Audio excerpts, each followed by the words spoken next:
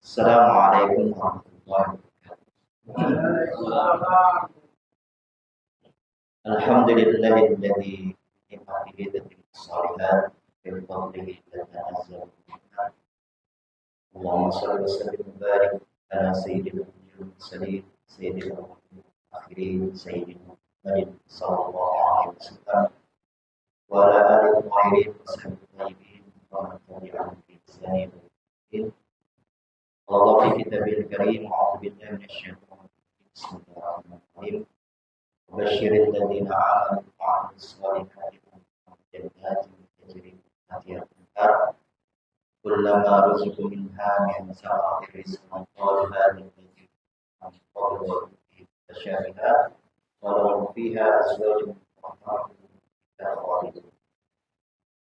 Wa qala Rasulullah sallallahu alaihi wasallam man kharaja fi talabil ilmi wa huwa fi sabilillah la yarji'a sallallahu alaihi wasallam.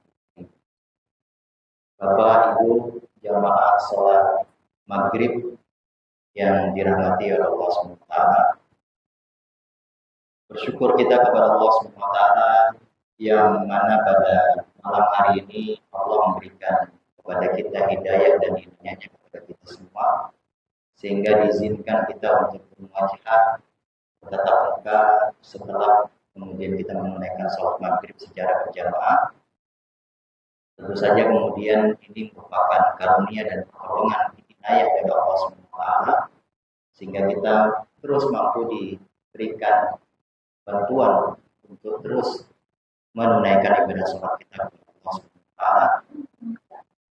Kemudian kita bersolawat kepada Rasulullah Allahumma shalli wa sallim wa barik ala sayyidina Muhammad wa ala alihi washabbihi ajma'in.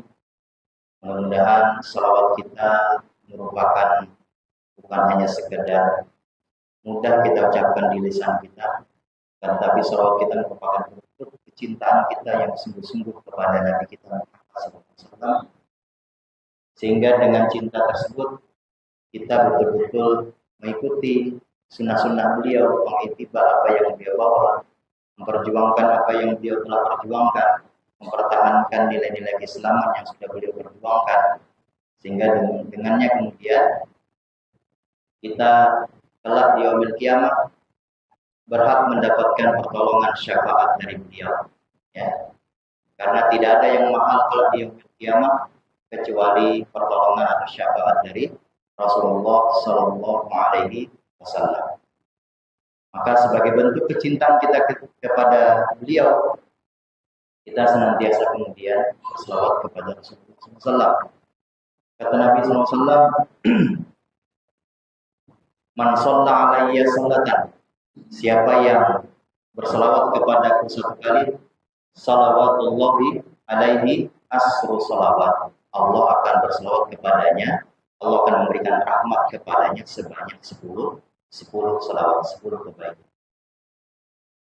Bapak Ibu yang dirahmati Allah SWT, sebelumnya mohon izin kemudian untuk duduk di hadapan Bapak Ibu sekalian, berbicara di hadapan Bapak Ibu sekalian, menggantikan Ustadzuna, Ustadz kita, Ustadz Abdul Hadi, yang hari ini masih kemudian dalam proses penyembuhan.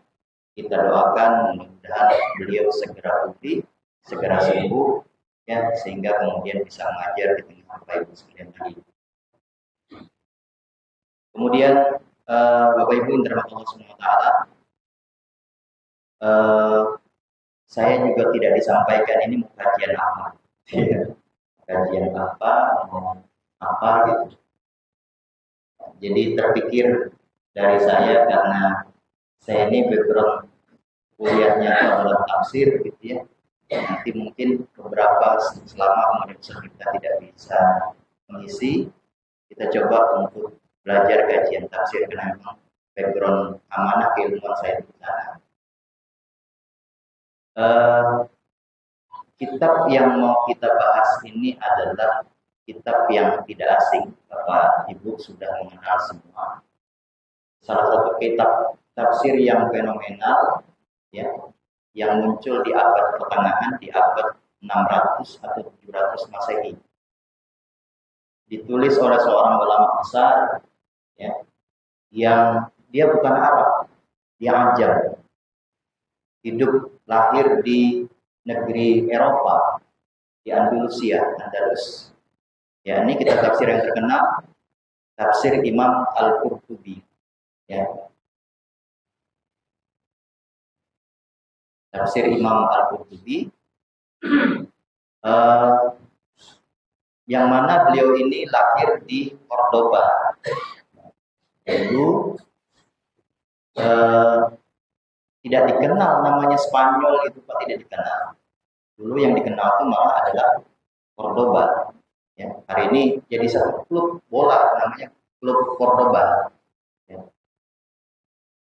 Nah, beliau lahir di sana sehingga nanti lebih masyhur nama beliau ini adalah Qurtubi. Dalam bahasa Arab memang orang Arab itu nggak bisa nyebut ba gitu ya, susah. Jadi mereka tuh lebih mudah lisan mereka tuh nyebut dengan Qurtubi. Ya. Makanya nanti lebih dikenal dengan tafsir Qurtubi. Ya, beliau berasal dari Cordoba. Imam Al-Qurtubi menulis satu kitab tapi lebih masyhur, lebih terkenal, lebih populer. Kitab ini disebut dengan kitab Qurtubi. Ya, tapi sebetulnya namanya adalah Al-Jami', kumpulan-kumpulan lil ahkamil Quran.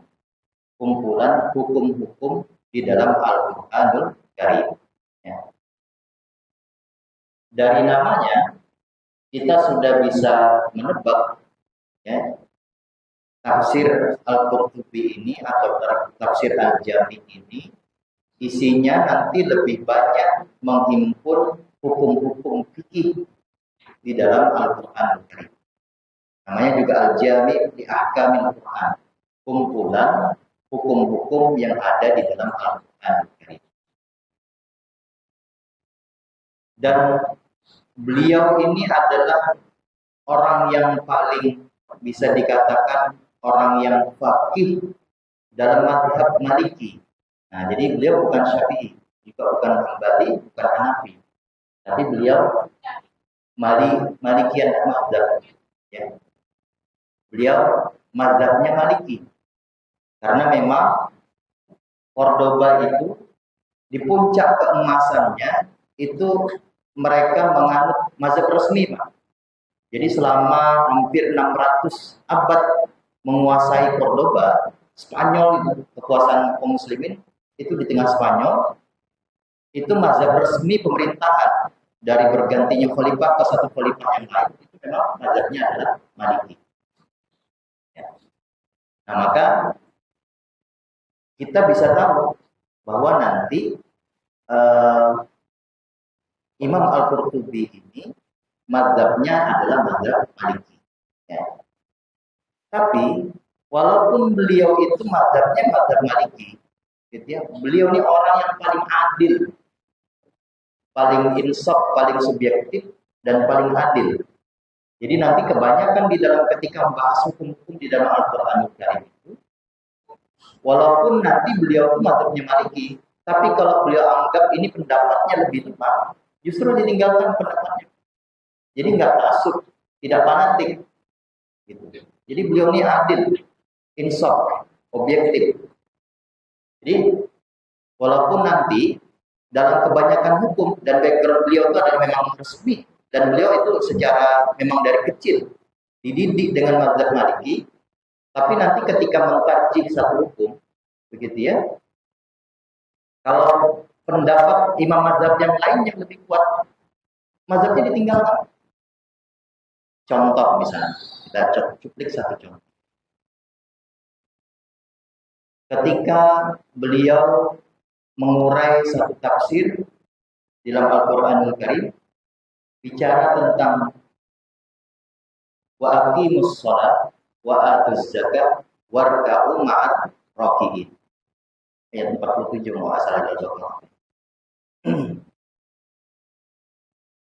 Wa aqimus shalah, dan tegakkanlah salat, wa atuz zakat, dan keluarkanlah zakat, warka'u ma'ar raki'in, dan rukuklah kalian semua, kata Allah SWT, bersama dengan orang-orang yang rukuk. Itu Pak, ketika mengurai satu ayat itu, satu ayat 47. beliau bikin ada 36 pembahasan. Jadi kalau sudah, jangankan itu ya, ketika membahas ta'awud aja itu, membahas a'udzubillahi minasyaitonir rajim dalam surah Al-Fatihah itu beliau buat sekitar 26 pembahasan. Ya. Termasuk nanti di dalamnya ta'awud itu, nanti beliau lebih condong ke mazhab Syafi'i, lebih condong ke pendapatnya Abu Hanifah dibanding mazhab beliau sendiri, Maliki. Melihat adilnya orang berilmu. Jadi tidak fanatik, tidak ta'assub dengan mazhabnya sendiri. Termasuk di dalam 47. Ketika membahas dan rukuklah kalian semua bersama dengan orang-orang yang rukuk, di situ beliau membahas ahkam hukum anak kecil yang jadi imam. Apa hukum anak kecil yang kemudian dia baru balik atau belum balik, tapi kemudian diminta jadi imam? Dalam mazhab Maliki yang tidak sah.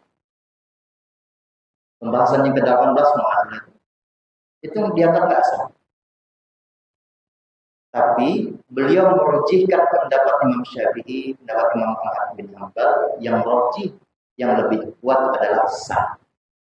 Sah selama kemudian syarat masruhnya dipenuhi oleh anak kecil dari bacaannya bagus, gitu, hafalannya banyak, ya. Maka kemudian dia sah. Terlihatlah kemudian bagaimana adilnya orang alim. Jadi orang yang luas ilmunya, orang alim itu tidak sempit dengan perbedaan. Ya. Juga tidak ta'assub, tidak fanatik. Walaupun backgroundnya Maliki, tapi kalau pendapatnya lebih lemah, justru pendapatnya kemudian ditinggalkan, ngambil pendapatnya yang lebih kuat. Pendapat Imam Syafi'i. Nah, itu beliau. Nah, rasanya kita tidak adil kemudian kalau kita membahas satu kitab tafsir, tapi kemudian kita tidak kenal orangnya. Kan Pak? Rasanya kurang beradab kita dengan beliau. Kita ngambil ilmunya nih, tapi kita sendiri nggak tahu ini latar belakang imam ini seperti apa. Kan? Makanya di setiap para ulama itu ketika membahas, mesti kemudian kalau ada satu kitabnya masyhur gitu ya, biasanya sebagai adabnya kita harus membahas biografinya dulu. Biar nanti ketika kita bicara tentang pembahasannya, kita tahu karena memang background beliau itu seperti itu. Nah, jadi pada pertemuan kali ini kita coba melihat biografi beliau ya. Beliau lebih masyhur dikenal dengan Imam Al-Qurtubi, dinisbahkan ya kepada tempat lahirnya. Ini memang kadang-kadang orang Arab itu kan begitu. Orang Arab tuh Pak, biasanya memang kadang kalau dia tokoh besar yang masyhur, kadang dinisbahkan kepada kakeknya, kepada ayahnya, atau bahkan lebih masyhur memang dinisbatkan kepada tempatnya. Atau ada juga yang dinisbatkan kepada pekerjaannya. Seperti imam yang terkenal, Imam Abu Hamid Al-Ghazali. Imam Abu Hamid Al-Ghazali itu Ghazal artinya meminta benar. Ada yang menisbatkan kepada profesinya. Jadi memang ulama-ulama yang hebat itu nggak ada yang berasal dari keluarga yang berada. Rata-rata kemudian berasal dari keluarga yang miskin semua kalau kita bilang. Dan hebatnya Islam ini Pak. Kalau kita lihat misalnya Kutubut Tis'ah, kita tahu kitab 9 hadis para imam, Bukhari, Muslim, Nasai, Darimi dan seterusnya itu, sampai Muwatta Imam Malik yang terakhir, itu sedikit yang Arab Pak. Banyaknya yang di luar Arab, yang ajam. Seperti Imam Al-Qurtubi ini. Sedikit yang Arab. Imam Bukhari dari Bukhara, Uzbekistan. Ya kan? Bukan Arab. Termasuk juga salah satunya dari ini.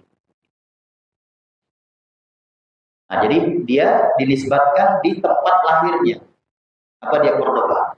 Ya, nama lengkapnya adalah Muhammad ibn Ahmad ibn Abu Bakar ibn Al-Farh Al-Ansari Al-Khurraji Al-Maliki Al-Qurtubi.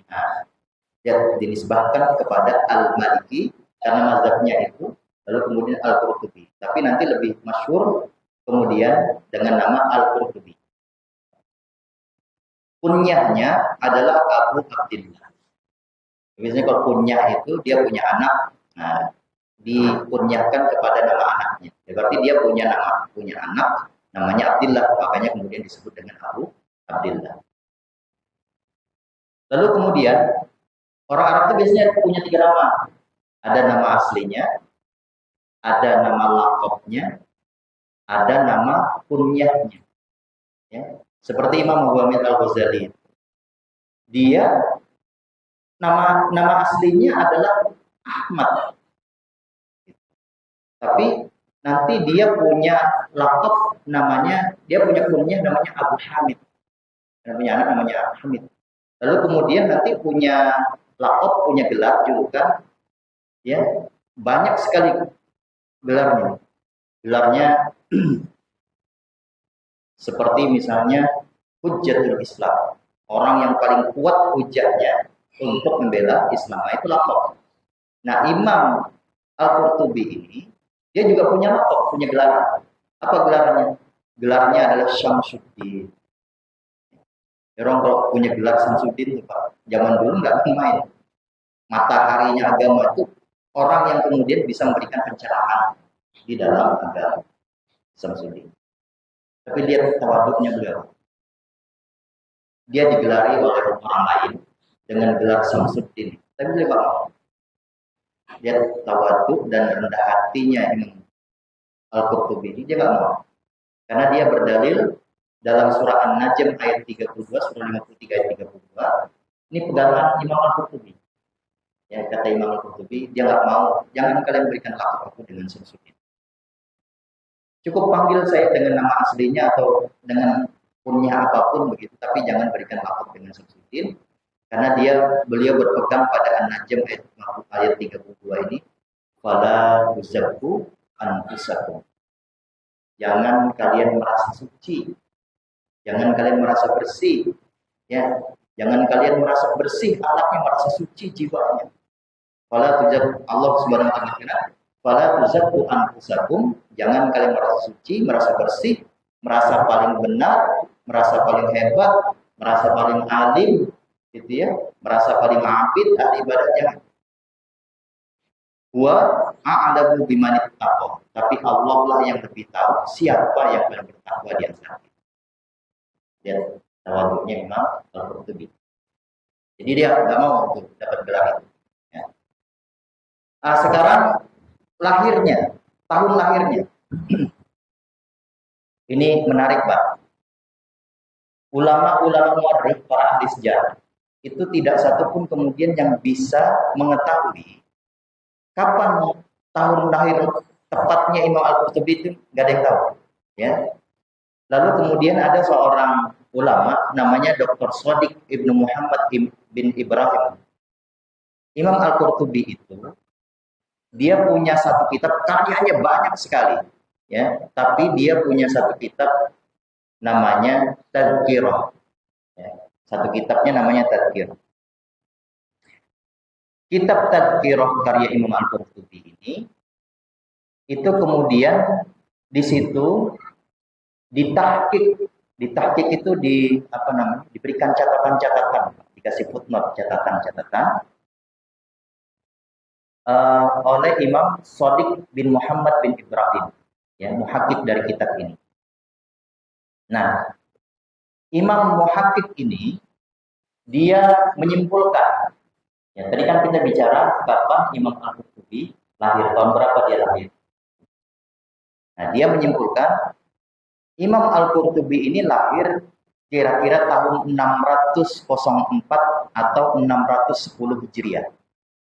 Lahirnya kurang lebih, kata beliau, di rentang itu, di rentang 604 sampai 610 Hijriah.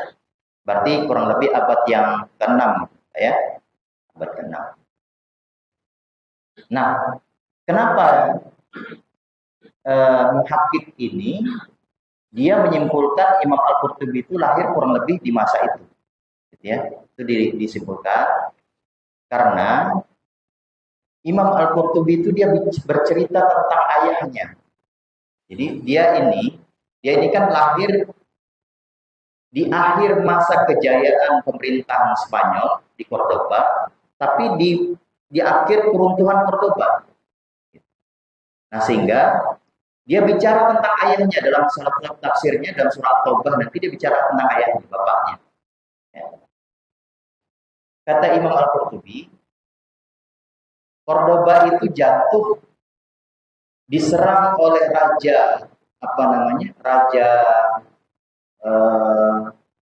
ada saya.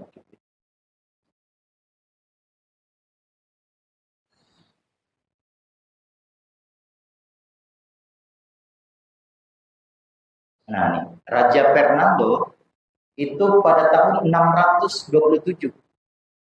Jadi pada tanggal 3 Ramadan tahun 627 Hijriah itu Cordoba itu diserang. Kata Imam Al-Qurtubi, inilah kemudian akhir dari masa kejayaan Islam, pemerintahan Islam atau khalifah Islam di Cordoba. Jatuh runtuh.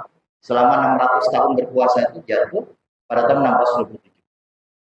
Di 627 itulah kemudian bapaknya ini meninggal. Bapak Imam Qurtubi ini meninggal. Diserang dengan pasukan salib, pasukan Nasrani, Raja Fernando yang ketiga ini diserang. Dan wafat. Jadi bapaknya ini belum siap, sudah diserang tiba-tiba kemudian oleh pasukan Nasrani. Lalu kemudian meninggal di rumah. Meninggal di rumah, lalu tanya ke gurunya, karena bapaknya ini meninggal tidak dalam keadaan di medan pertempuran. Kalau di pertempuran kayak di Palestina itu kan nyata tuh, hukum jenazahnya tuh nyata karena orang wafat di medan pertempuran. Tapi bapaknya ini ketika pasukan salib ini menyerang Cordoba, gitu ya, beliau diserang di rumahnya dan wafat di rumahnya. Tanyalah kemudian kepada 3 orang gurunya banyak. Tanya kemudian kepada 3 orang gurunya. Guru yang pertama itu ditanya, namanya gurunya adalah lebih dikenal kunyahnya itu Abu Hujjah, atau ada yang menulis Abi Hijjah, tapi lebih masyhur disebut dengan Abu Hujjah. Kata beliau, wahai guru, apa hukumnya? Ayah saya ini, dia meninggalnya, diserangnya tidak di rumah, tidak di medan pertempuran, tapi meninggalnya di rumah. Tapi dalam keadaan diserang sama pihak musuh nih.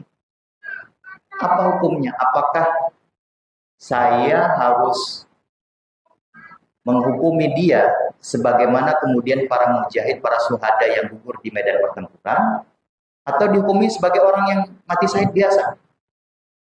Karena orang yang kan kalau orang yang syahid di medan pertempuran itu dia tidak dimandikan, tidak dikafankan, langsung dikubur. Ya, ini dari para ulama ketika kemudian saya minta izin minum air.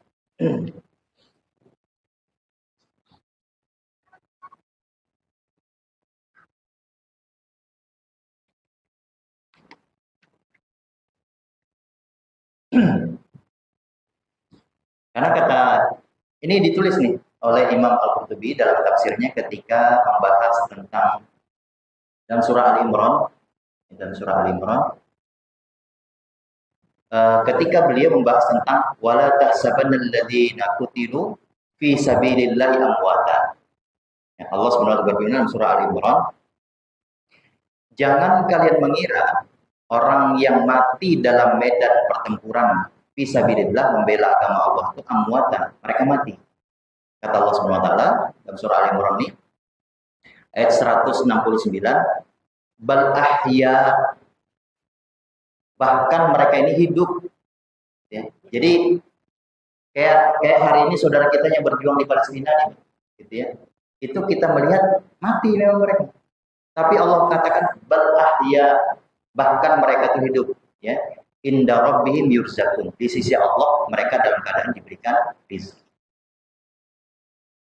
Jadi Bapak Ibu yang dirahmati Allah SWT, boleh jadi hari ini gitu ya, kita melihat saudara-saudara kita yang berjuang di Palestina itu mereka wafat semua, meninggal semua.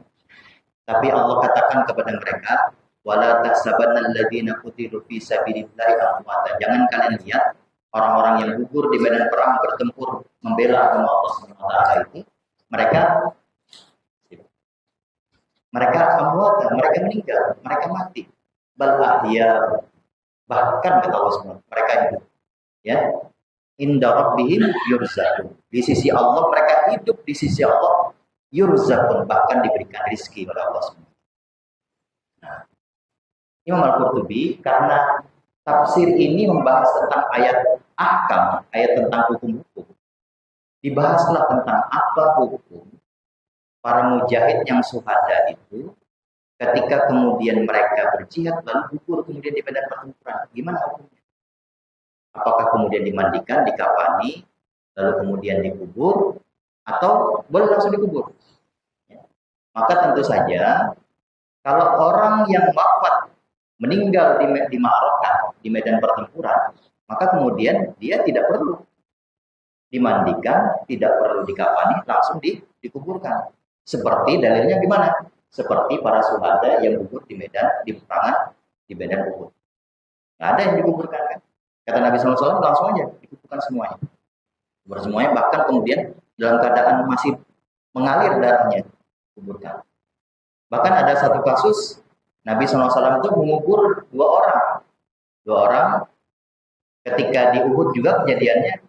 Nabi mengatakan mana di antara mereka yang lebih banyak hafalannya, yang lebih alim, yang lebih abid mana? Ditunjukkan si fulan. Maka yang satunya si fulan ini dimasukkan digabungkan ke sana tanpa dikafani, tanpa dimandikan. Itu hukum fikih orang yang gugur di medan jihad. Nah, pertanyaan Imam Al-Qurtubi ini, bapaknya ini meninggalnya di rumah. Wafatnya di rumah, tidak di Makkah. Lalu apa hukumnya? Apakah juga dia langsung dikuburkan atau perlu dimandikan juga? Ya, nah ini menariknya kalau kita belajar tafsir Qurtubi itu Pak, menariknya gitu. Nanti dia sampaikan ini pendapat Syafi'i begini, ini pendapat Hanafi begini, ini pendapat Maliki begini, Hambali begini. Ya, tapi menurut saya kata beliau, saya lebih cenderung ke sini. Ditarjih nanti pendapat. Nah, sepakat Imam Hanafi, Imam Syafi'i, Imam Ahmad bin Hanbal mengatakan tidak perlu dimandikan, tidak perlu dikafani, langsung dikubur. Kalau orang yang sakit itu begitu, gitu ya. Nah, maka ketika ditanya kepada si gurunya, si Abu Hujjah ini, Abu Hujjah dia lebih ikut pendapatnya yang minoritas. Di Mesir itu Pak ada satu ulama namanya Ahmad Musayyib. Nah, dia ikut pendapat itu. Kata gurunya Qurtubi, karena ayahmu itu meninggalnya tidak di medan perang. Maka kata beliau, mandikan dia, sholatkan dia, kuburkan dia sebagaimana ada. Mandikan, sholatkan, kuburkan sebagaimana ada. Tidak puas Pak, gurunya banyak. Datang lagi kepada guru yang satu. Gurunya Robi bin Abdurrahman bin Ahmad bin Robi bin Ubay. Ini guru qiraatnya. Guru qiraatnya Imam Qurtubi. Nah, gurunya ini ikut pendapat yang jumhur. Guru yang kedua ini ikut pendapat yang jumhur. Apa kata gurunya? Hukumnya adalah hukum orang yang terbunuh di medan perang. Berarti tidak perlu dimandikan, tidak perlu dikafani, langsung dikubur. Terus lihat tokohnya Imam Qurtubi, dia nggak puas karena ini pendapat ini kontradiktif. Gurunya Abu Hujjah mengatakan dikuburkan sebagaimana biasa, tapi gurunya yang lain ini kayak orang syahid gitu. Datang lagi kepada Qadhi Al-Jama', guru yang ketiga, Qadhi Al-Jama' Abdul Hasan Ibnu Qutrah. Dia datang, ini lebih dikenal dengan Ibnu Qutrah. Dia datang, lalu Ibnu Qutrah ini memerintahkan kepada Qurtubi, mandikan, kafani, kuburkan sebagaimana biasa, karena dia tidak dimaafkan. Tetap tidak puas, Pak. Nah, jadi Imam Qurtubi itu termasuk yang punya keinginan untuk mendalami ilmu itu tidak mau setengah. Jadi kalau belajar sesuatu itu betul-betul mendalam. Tidak puas dengan tiga gurunya ini, belajar lagi, kemudian beliau mengkaji lagi. Ada kitab fikih namanya kitab Al-Tafsir, itu dikaji lagi. Walaupun nanti akhirnya jatuh pada kesimpulan ayahnya ini dikuburkan sebagaimana statusnya para syuhada. Akhirnya tidak dimandikan, tidak dikafani, dikuburkan oleh Imam Al-Qurtubi dalam keadaan berlumuran darah. Nah, itu terjadinya kapan? Terjadinya, kata si muhakik ini, tahun 627. Kalau tahun 627, perkiraan, kata beliau, berarti perkiraan, kalau saat itu usianya sekitar 17 tahun, berarti orang ini akhirnya kira-kira tahun 627 dikurangi 17, 610, ya kan? Nah, 610. Nah, maka perkiraan dia lahir di tahun 610. Dan para ulama, Pak, meneliti tahunnya seorang ulama aja bisa jadi meneliti itu kan ada penyebabnya, kita tahu gara-gara mereka nggak menemukan tahun berapa dia tumbuh berkembang menjadi alim itu sudah usia 17 tahun. Kalau dia bercerita dalam tafsirnya nih, bapak saya itu meninggal 627, berarti kan tinggal dikurang 17-an. Berarti dia kurang lebih lahirnya tahun 610 Hijri. Nah, itu tahun lahir.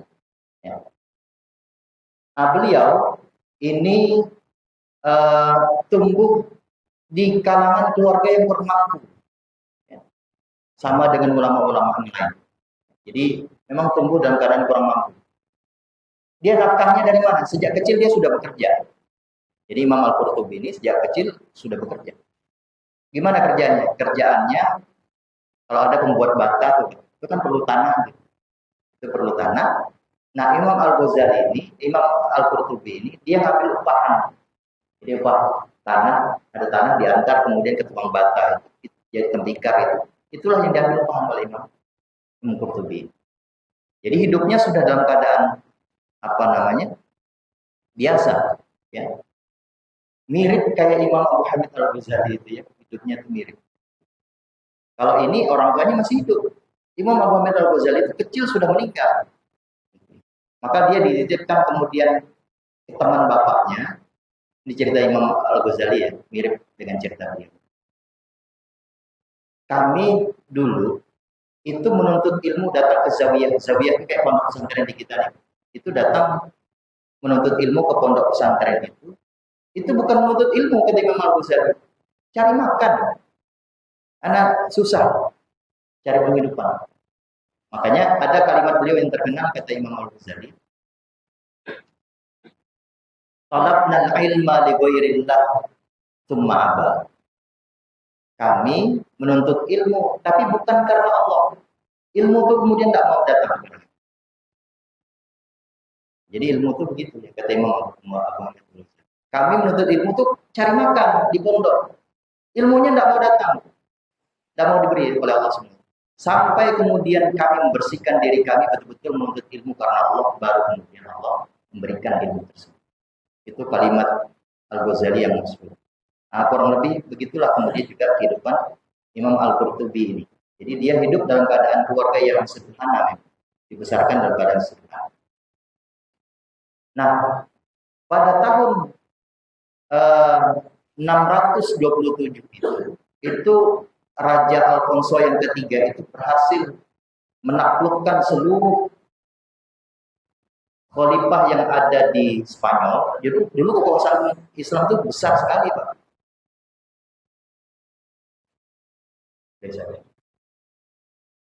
Biasanya kayak apa?